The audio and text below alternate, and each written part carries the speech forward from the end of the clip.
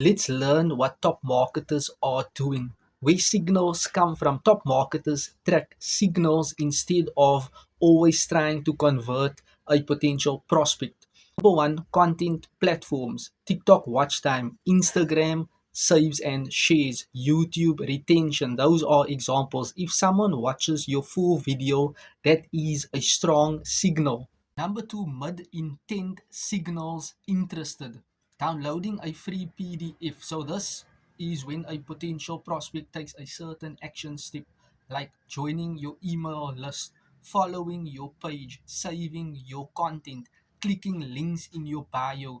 These people need nurturing. Number three, low intent signals. This is a very cold audience, which means people do not know you. So they will normally watch 3 seconds of your video, a post, scrolling past your content, and normally this can happen. So these people simply need attention and education to get to know and understand you and your brand. These are the signals top marketers are looking for, and this is what I am learning as well. So these are gold.